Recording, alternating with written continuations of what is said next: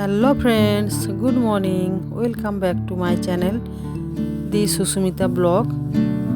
তো বন্ধুরা, তোমরা কে কেমন আছো? আশা করছি তোমরা সবাই ভালো আছো। তো আমিও ভালো আছি তোমাদের আশীর্বাদে। তো দেখো, আমি আজকে না একটু বাপের বাড়িতে এসেছি। তো বাপের বাড়িতে এসে এই যে সবার সাথে একটু দেখা করলাম। তো দেখো, আমার এই যে বোনের মেয়েটা এখানে আছে, তো তার সাথে একটু ইয়ার্কি করছি। তো আমার বোনের মেয়েটা আমাকে দেখে কেমন হাসছে আর মিষ্টিটা নিয়ে কেমন রহস্য করছে আমার সঙ্গে। তো আমার বোনের এই দুটি মেয়ে, তো ওরাও এসছে মামার বাড়িতে ঘুরতে। তো আমিও এসছি দেখা করতে। তো এদিকে দেখো, এসে জামা কাপড় ছেড়ে নিয়েছি, নিয়ে এই যে একটু সবজি কাটতে বসে গেছি। তো এই যে একটু লাউ কেটেছি, লাউ চচ্চড়ি হবে, আর এদিকে মাছের ঝোল হবে। তো টমেটো, কাঁচা লঙ্কা, পেঁয়াজ সব কেটেছি। তো কেটে এই যে সবজির খোলাগুলো সব তুলে ফেলে দেব। তা তুলে নিচ্ছি ভালো করে। তো মা একা পারে না, আর ভাইপোটা আছে। ভাইপোটা একটু ছোট, দুষ্টুমি করে বেশি। তো ওর পিছনে একটা লোকের দরকার হয়। তো সেই কারণে এই যে আমি এসে জামা কাপড় ছেড়ে সঙ্গে সঙ্গে কাজে লেগে গেলাম। তো দেখতে পাচ্ছ, আমি সবজিটা কেটে নিয়ে সবজির খোলাগুলো সব তুলে দিলাম। তো আর এদিকে দেখো, রোদও লেগে গেছে। আর আমার মা এই যে মাছ আর এই যে চিংড়ি মাছ সব ধুয়ে নিয়ে এসছে। তো চিংড়ি মাছ দিয়ে লাউটা হবে চচ্চড়ি, আর মাছের ঝোল হবে, আর ওদিকে ডালটা ফুটছে। তো এদিকে ভাতটা হয়ে গেছে। তো এখন তো অনেকটা বেলা হয়ে গেছে। তো দেখো, আমার ভাইবোর কানটা কারখানা।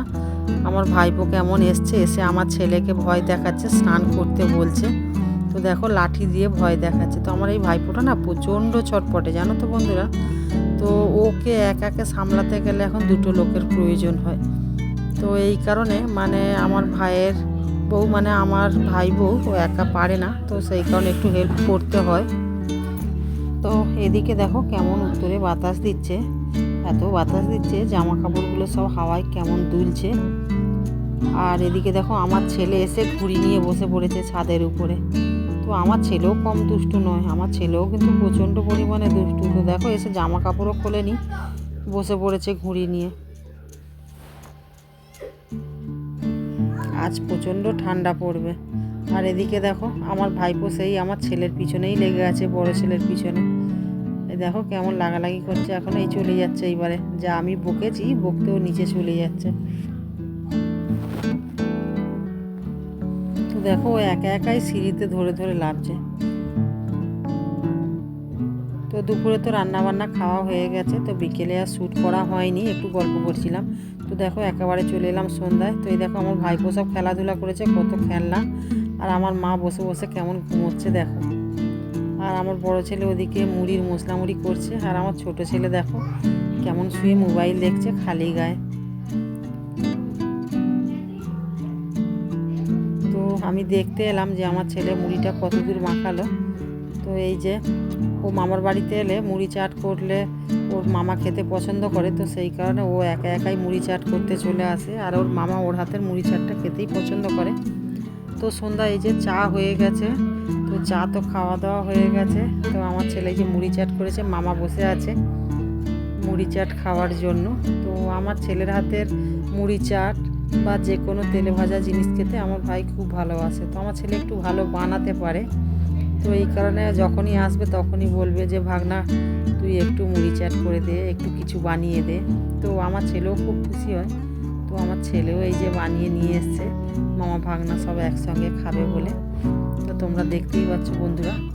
তো আমার ভাই কিন্তু আমার ছেলেদের প্রচণ্ড পরিমাণে ভালোবাসে।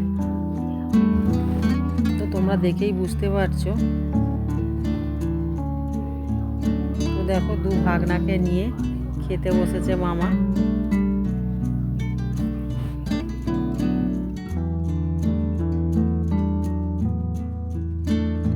তো এদিকে দেখো, আমার ভাইয়ের ছেলে কেমন দুষ্টুমি করতে শুরু করে দিয়েছে। তো আমার ভাইয়ের ছেলে যেখানেই থাকুক না কেন, ও প্রচণ্ড পরিমাণে দুরন্ত, তোমরা দেখেই বুঝতে পারছো।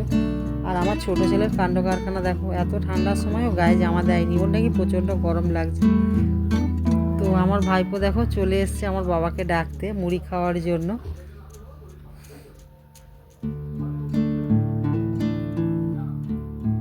তো দেখো কেমন ডাকাডাকি করছে।